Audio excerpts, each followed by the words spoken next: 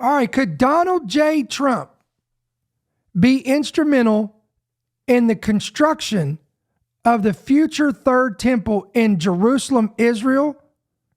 Wait till you hear what at least one rabbi is saying in Israel.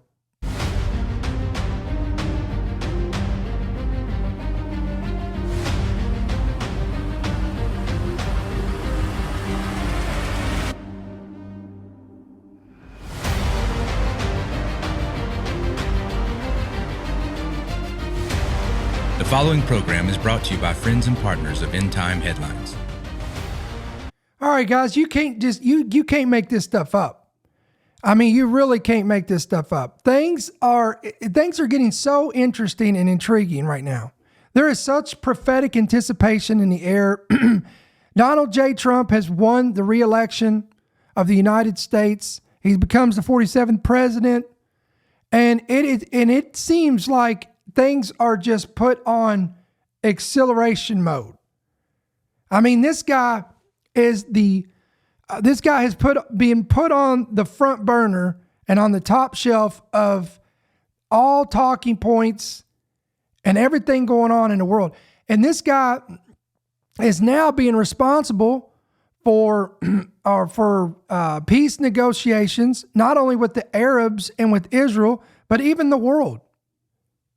There are reports, and again, I say reports, that he is trying to negotiate a treaty peace, just a treaty of peace with Russia and Ukraine. He's trying to bring peace in the Middle East with Hezbollah and Israel.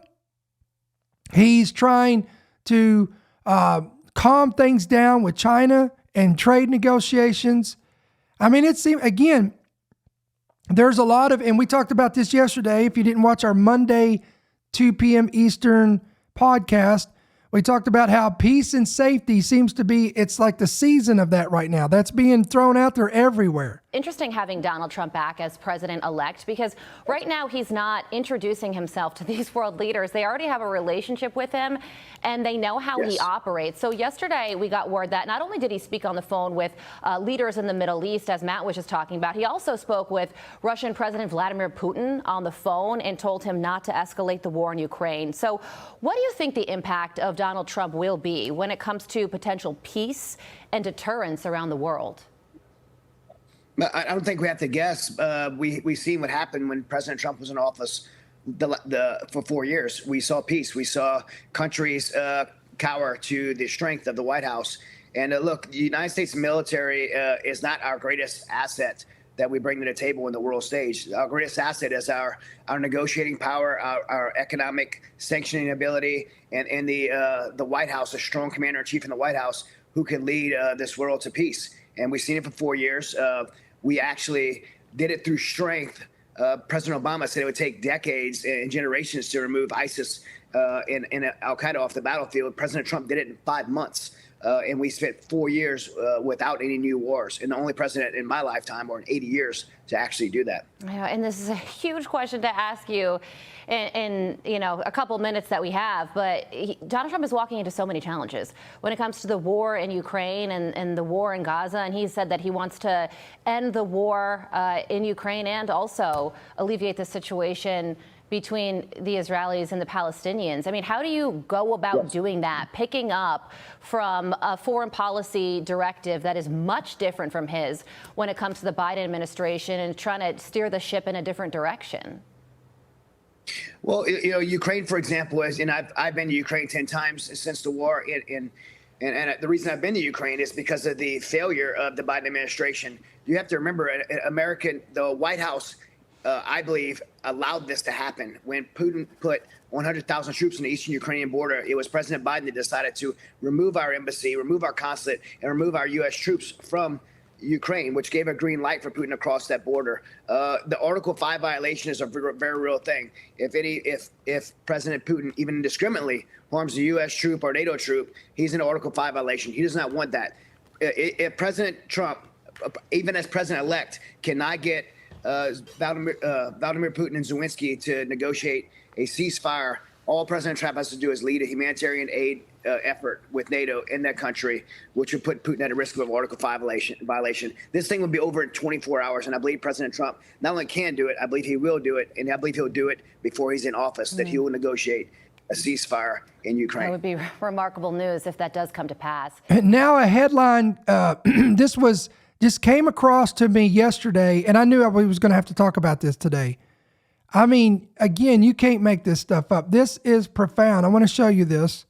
And guys, before we get started and go further in this, can you help me out? Hit that like button, hit that bell notification, and hit those push notifications there, the bell on Rumble and YouTube, because it's going to help you guys and it's going to help us out. It's going to help us get our material out there on these algorithms, and it's going to help you keep up with us and follow our content and on all these platforms.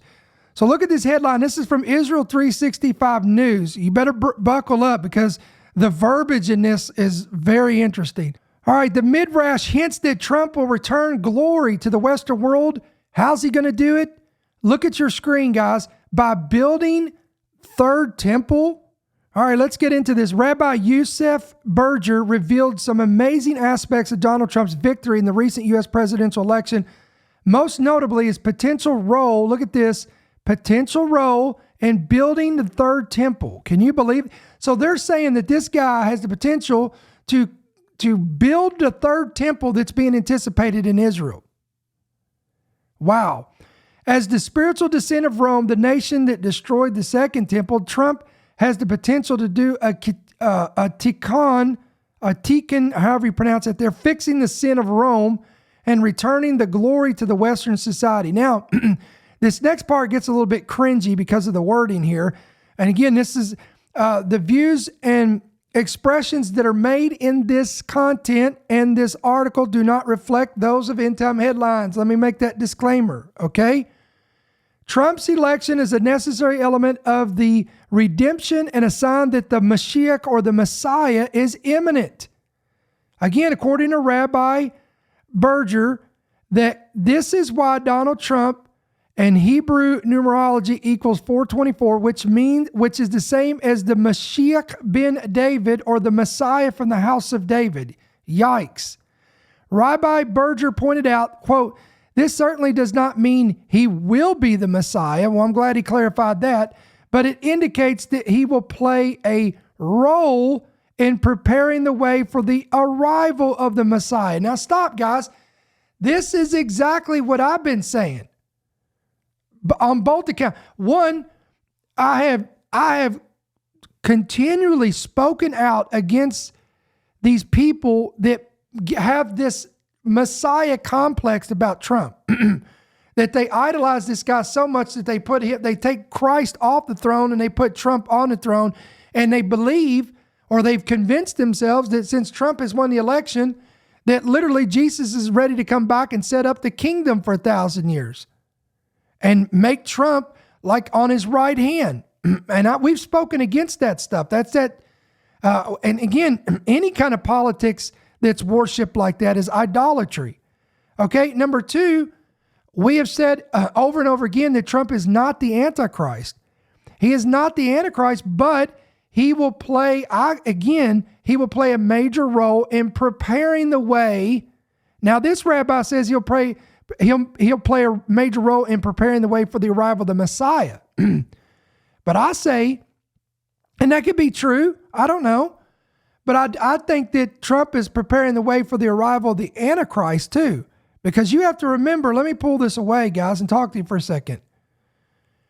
You also have to remember that the majority of Jews in Israel are not messianic. They're not believers in Yeshua of Jesus Christ, the son of David. Now, this rabbi might be one. He seems to be a believer in Christ, or at least we'll give him the credit and say that he doesn't believe that Trump's the Messiah, okay? So I don't know. I can't say for sure. But again, the majority of Jews in Israel are not messianic. They don't believe in Yeshua as the son of David or the Messiah. But that doesn't mean that they're not anticipating and looking for a Messiah. They expect, guys, in Judaism, again, we pointed out all three monotheistic religions, Christianity, Judaism, and Islam, all three believe in a coming Messiah, and all three believe that his return is imminent. The Christians, the believers, believe that Jesus Christ, the King of Kings and the Lord of Lords, is about to split that eastern sky, and he's about to return. In Judaism, they believe that the Mashiach, the son of David. They believe that there is coming a Messiah, but many of them guys don't believe it's Jesus Christ. Now, I'm going to go back to that in just a second. Islam is awaiting their Messiah. They call him the Al-Mahdi, which I believe is the Antichrist of the Bible. But watch this. I also believe that many of these Jews, unless the veil lifts off their eyes, and you can read this in the New Testament, guys, it says that when Jesus Christ is preached, it lifts the veil that is on the eyes of those who to this day still read the scriptures. And that veil has to be removed through Christ. And if that veil does not be removed, then I fear that the Messiah that the Jews are looking for is actually going to be the Antichrist that shows up in Israel, in Jerusalem, and takes that temple that they're anticipating on getting built. Because 2 Thessalonians chapter 2, guys, tells us that it's not going to be Jesus Christ, the Son of God, that comes and occupies and sets in that temple in Jerusalem. It's going to be the Antichrist that sets in that temple. All right, let's go back to this. All right, let me read this again. Quote, this certainly does not mean that he will be the Messiah, but it indicates that he will play a role in, quote, preparing the way. Somebody say prepare the way in the chat. He will prepare the way for the arrival of the Messiah. And again, who is that Messiah? Again, perspectives here, okay? He clearly has the inclination. This connection was so evident in Trump's connection with Jerusalem that in 2018, the Sanhedrin minted a coin. Y'all remember this? With the profile of Trump superimposed on the image of Persian King Cyrus. Now, guys, again, this is what a lot of, in Israel, they call Trump Cyrus. They say he is literally Cyrus of our day. And he's a Gentile that is not squeaky clean, not sanctified, not saved, but he's being used as an instrument or a vessel from the Lord to fulfill prophecy. Even the rabbis believe this. Again, King Cyrus, who facilitated the building of the second temple in Jerusalem that ended the Babylonian exile in 538 BC. And Cyrus, again, was not Jewish. So y'all see this parallel? So they say that since Trump is a Cyrus figure and the original Cyrus helped reestablish the second temple in Jerusalem, now they're saying that Trump, who is the Cyrus of our day, will be instrumental in constructing a third temple that's, again, awaiting or anticipated. There's an awaiting of this thing. They're anticipating it among all the Jewish people. All right, Cyrus's connection to the Messiah is found in the book of Isaiah. The Persian king is the only non-Jewish leader to be referred to in the Bible as Mashiach, or literally his anointed one. Again, it becomes cringy here because in reference to Trump here, and that's why it makes me cringe a little bit.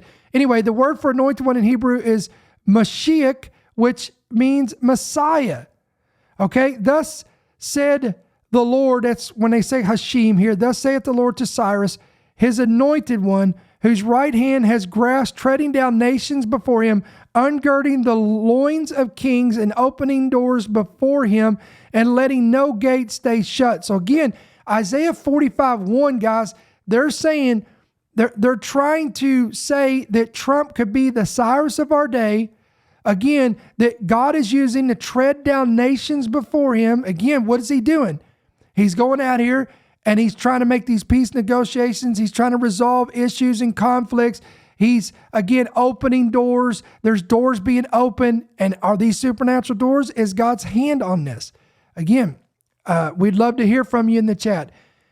Rabbi Berger cited the medieval commentator Rashi, who stated Daniel 12:12 that Mashiach will be revealed, concealed, and then revealed again. This was also stated again, and this is the Midrash Rabbah. Again, this is some of their other books that are outside of Scripture here. Rabbi Berger, in the name of Rabbi Levi, said that, quote, just like the first Redeemer, Molsh revealed himself to the Jews and then concealed himself. Similarly, the final Redeemer will reveal himself and then conceal himself and then return and reveal himself again. Quote, like Cyrus, God put Donald Trump in power in order to build the temple and pave the way for the Messiah. Wow.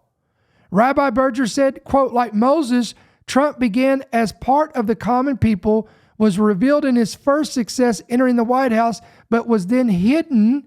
And like Moses, now that Trump has been revealed for the second time, he will fulfill his ultimate functions. Guys, these rabbis 100% believe that Trump is going to be instrumental in constructing the third temple in Jerusalem.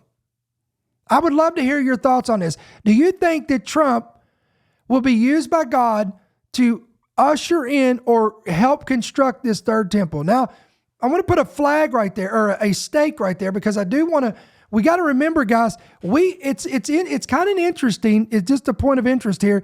It is very interesting to me that the whole the information about the red heifers has gone just completely radio silence. No updates, nothing. And again, I suspect that the reason why is because this was really advancing, and then October 7th happened last year, which again, when Hamas came in and did what they did at Israel, and then everything was put on hold. So I don't know if that's probably one of the reasons why they haven't continued giving us information about this. Don't think for a second that they've stopped their plans. I don't think for a moment that they have second thoughts, or they're putting on, they're reconsidering their ambitions. No, they are pursuing the third temple in Jerusalem and Israel. So it's going to be interesting, again, how this thing is unfolding here. All right, Rabbi Berger cited another midrash that hinted at Trump's purpose. Quote, Trump is from Edom. Rabbi Berger said Edom literally means red, is the nation descended from biblical Esau, the twin brother of Jacob, also known as Israel. Rabbi Berger said that Edom became Rome, which became Christianity, which became Western civilization. He went on further to say, quote, Trump is often ridiculed for his redness. They're really stretching this. Jacob tricked Esau and was blessed as the firstborn. Esau's blessing was to serve Yahweh, Esau's blessing was to serve Jacob in Genesis 27:37. Edom, the Western world, can only be blessed through the blessing of Israel. Just like the second temple, the third temple will be built by non-Jews. Interesting. Rabbi Berger said that, quote, this will only be fully revealed after Trump fulfills this role. Wow. Let me recite that again. According to this rabbi. Now, you remember, these guys got a little bit more insight than we do because they're there. Okay? They communicate with the Sanhedrin. They communicate with the Temple Institute. They communicate with those who have hands on deck to do this.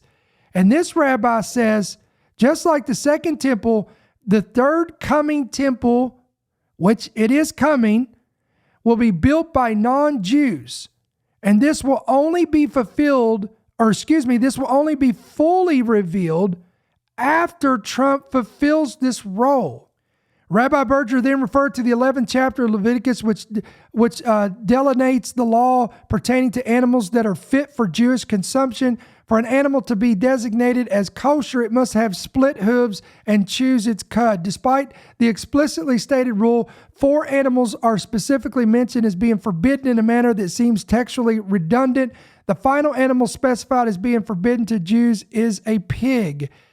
Again, citing these extra biblical sources, a collection of homiletic teachings believed to have been compiled in the 5th century in Israel. Rabbi Berger explains this apparent redundancy by stressing that 4 animals are compared to the 4 major kingdoms that mistreat Israel. Of these impure species, a chazir is compared to the nation of Edom. The comparison is not flattering, but the implications are enormous. According to Rabbi, many times in the Bible we find that the greatest spiritual light comes to the most hidden of sources. He goes on further and he goes on further and emphasizes that these sources state explicitly that the third temple will be built by the descendants of Rome, or quote, Christianity. Now, again, according to this rabbi, Rome destroyed the second temple, so Rome's descendants, the Christians, are going to amend this by taking part in the bringing of the third temple. All right, guys, so again, let me know your thoughts on this, but I want to talk about this for a second. So this second temple that they're talking about was destroyed in 70 AD. No other Jewish temple to this day has been constructed in Jerusalem since. Now, there's 2 Islamic mosques that sit in Israel today called the Dome of the Rock and the Al-Aqsa Mosque. Again, as we stated, the temple is very important and is a centerpiece for all 3 major religions connected to this area. Again, to the Jews, it was Abraham that offered Isaac there, and the 2 temples there connected to this. Muslims, there's 2 mosques, and then there's Christians, where there was the crucifixion and resurrection of Christ. Again, this area, we're talking about this area of Jerusalem where this third temple will be constructed. The Apostle Paul, we're laying out the facts here right now. Paul saw the Antichrist setting in a future temple. Let me show you this. 2 Thessalonians chapter 2, let no one deceive you by any means, for that day shall not come except there come in the following way first, and the man of sin be revealed. Again, this is the Antichrist, the son of perdition. Watch this, who opposes and exalts himself above all that is called God and that is worshipped, so that he as God, he will declare himself as God, sets in the temple of God. Again, where is this at? This is in Jerusalem. This is going to be this third temple that will be constructed. Again, John the Revelator he actually saw this temple in more detail. And there was given me a reed likened unto a rod, and the angel stood saying, rise and measure the temple of God, there it is, and the altar, so it will have an altar, and them that worship therein. So there's a temple with an altar and people worshiping at it. But the court, again, a temple has a temple has a outer court and it has an inner court, okay? But the court which is without the temple, leave out and measure it not, for it is given to the Gentiles, and the holy city, that's Jerusalem, shall they tread under their feet for 42 months. Again, what is he talking about here? Again, John saw a future temple. It will be constructed. He said it will be measured. He said there's going to be people worshiping at it. And he said the outer court will be given over to the Gentiles who will tread upon it for 42 months. Because before the Antichrist takes over this temple and sets in it and declares himself as God, he's went around, he's made peace diplomacies. Daniel 9:27, he has confirmed a covenant with many for 7 years. So for 42 months or 3.5 years, the world has been saying peace and safety. It's been exciting. It's been great. It's been like a utopia. Happy days are back again. Because this guy's the man of the hour. But then halfway through it, 42 months into it, 3.5 years into it, he breaks the treaty. He invades Jerusalem with his small army, becomes great. He sets himself up as God in the temple, declares himself as God, spews all kinds of blasphemies. He I believe he's carrying out attacks that shakes the world. I believe the Antichrist is going to be responsible for the destruction of Mystery Babylon that's destroyed in 1 hour's time. And then the nations of the world will look upon and see this, and it'll bring such fear into their hearts that the Bible says that in Revelation 17, that these 10 kings and kingdoms will surrender their kingdoms over to the Antichrist in 1 hour's time. Same verbiage, guys. 1 hour time, Mystery Babylon is destroyed, and 1 hour these kings surrender their kingdoms to the Antichrist in 1 hour's time. So this is where it will fulfill what John said, where the outer court will be tread upon by the Gentiles.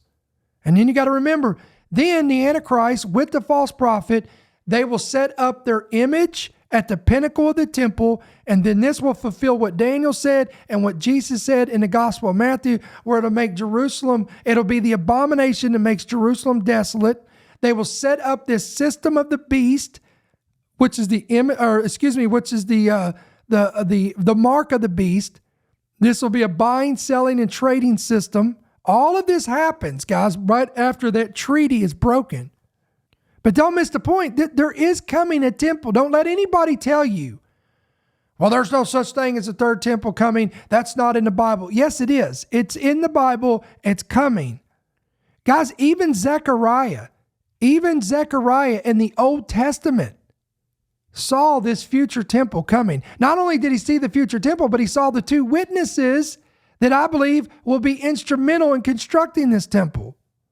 Okay, one a Jew, one a Gentile. I believe, and again, there's going to be difference of opinions, but I believe the two witnesses will be Elijah and Enoch, and I base that on in Hebrews, where it says it's appointed unto man once to die and then the judgment. Well, guys, the only two that never died and saw physical death was Elijah and Enoch. So they will return to earth. They will be the two witnesses, but don't miss the point. Look at this in Zechariah. For who has despised the day of small things? For they shall rejoice and shall see the plummet in the hand of Zerubbabel with those 7. They are the eyes of the Lord which run to and fro over the whole earth. Then answered, and I said unto him, what are these 2 olive trees upon the right side of the candlestick and upon the left side thereof? And I answered again, and I said unto him, what be these 2 olive branches which brought the 2 golden pipes empty the golden oil and themselves? Notice again, they reference these 2 olive trees. And he answered me and said, no, do you not knowest that what these be? And I said, no, my Lord. And then said he, these are the 2 anointed ones. Wow. That stand by the Lord of the whole earth. Again, listen to me. These are the 2 witnesses that will come, and consequently, they're mentioned in Revelation 11, where I just showed you, where John talks about where this third temple will be. In Revelation 11, this third temple will be there, and then the 2 witnesses appear. Now, if you back up a little bit, look what it says here again in Zechariah 4 and 8 and 9. Moreover, the word of the Lord came to me, saying, the hands of Zerubbabel have laid the foundation of this temple. His hand shall also finish it. Then you will know that the Lord of hosts has sent me to you. Who has despised the day of small things? I mean, how many preachers have quoted that? Don't despise this day of small beginnings. But guys, don't miss it. Look what it's in reference to. Again, the foundation of a temple and hands that will finish it. And then he goes right into the next verse and he talks about the 2 witnesses that will appear. And then consequently, you go up here, Revelation 11. Again, he mentions a temple of God. All right, then you go down here. Watch this. Don't measure it. It'll be given to the Gentiles, and they will tread the holy city under feet 42 months. Look at this, verse 3. And I will give power to my 2 witnesses, and they will prophesy 1,260 days clothed in sackcloth. Guys, again, these 2 witnesses are those 2 anointed ones. These are those 2 olive branches that was standing before the presence of God, and they were in heaven because Enoch was walking with God and was not, and was taken. Elijah was taken to heaven in a chariot of fire. Both of these men currently, as of today, right now, are standing in the presence of God. They're in heaven and they're awaiting their marching orders.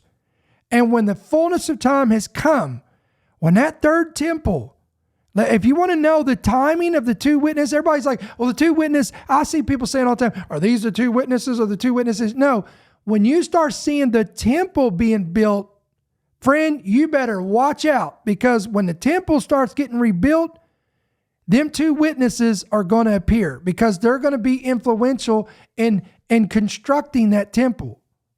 Now you say, why is that? Because these two witnesses will be ministering during the first 42 months of the tribulation, but they'll be slain by the Antichrist in the middle, about the time he sets up his headquarters there in Jerusalem in the temple. Now let me give you what some scholars believe, and then we're gonna close this 2 p.m. podcast today. There are some biblical scholars that believe that the coming temple and the area around it will be shared by all three major religions in the last days. Again, Islam, Judaism, Christianity. This could transpire through a diplomacy of peace or land for peace deal. Whoa. Let me say that again. There is a possibility. It's hard to conceive this, but could a third temple be constructed that would be shared by all three major religions? And if it did happen, the only way, and again, this is not my opinion, guys, this is coming from other biblical scholars. I'm just giving you the general consensus here. This could transpire through a diplomacy of peace or some type of land for peace deal. Now, guys, go back and listen to yesterday's podcast. There are talks now in the making where they're wanting Trump to go and negotiate peace deals with the Arabs and Israel. And remember, we talked about that because we said we definitely don't want Trump, whatever he does, if he's going to make a peace deal and he's going to do this, do not divide Jerusalem. If Jerusalem is given to the Muslims as the capital, then we're in deep trouble, because that's dividing Israel. Now, what's interesting is if this happens, guys, I'm not saying it is, but if that was to happen, this would also pave the way for the false prophet who is going to merge all of these religions together under one umbrella and create a new false religion. You got to remember that that's coming too. Also, it's interesting to note that some in the Temple Institute have stated that it would only take about 42 months or 3.5 years to construct this temple. Now, why is that interesting? Because again, that number is interesting. 3.5 years, 42 months, because again, that's the earmark of when the Antichrist breaks the treaty and reveals his true identity. And the reason why they're saying it would take 3.5 years to construct the temple is because, again, this is based on prayer rituals, new moons, Sabbaths, the preparations, the red heifers, all this stuff. But again, the last time I checked, all of these things have been already ready to go and prepared. And the only thing we're literally waiting on at this point is the red heifer. So guys, I'd love to hear your thoughts on this. Let us know in the chat. Do you think that Trump will be instrumental in constructing the third temple in Jerusalem? Hit yes or hit no. I would love to hear your thoughts on this. So guys, again, help us out. Hit that like button. Again, that's going to help us out and help you out. Why don't you go ahead and hit that subscribe button, hit that bell notification. If you've not subscribed to our main website, or download our free app. You can do it today. It's free. And again, it's available on Apple and Android devices. When you download it, just hit yes to push notifications, and you're going to be squared away. Every headline, every podcast, everything's going to be readily available and be a blessing to you. And again, guys, if this content is of any value to you, our ministry is a blessing to you, and you would like to give back, you'd like to sow into our ministry, you'd like to partner with us, we'd like for you to pray about becoming a monthly partner. You can do that 2 different ways. You can give electronically through the app, through the website. Up there at the top of YouTube, it's pinned to the top where it says support in bold letters. All you got to do is click on that link. That's going to be, it's going to take you right there where you can do that. Or you can give by check or money order to End Time Headlines, P.O. Box 1391, Monroe, Georgia, 30655. So guys, thank you for hopping on today. We're going to sign off for now, but we plan on being back here tonight at 8 p.m. Eastern, 7 p.m. Central, so don't miss it. Until then, I pray that y'all have a great afternoon. We'll see you soon. Thank you for listening to the End Time Headlines podcast. We pray that you've been blessed and equipped by today's message. For more information about how you can help partner with our ministry, please visit endtimeheadlines.org.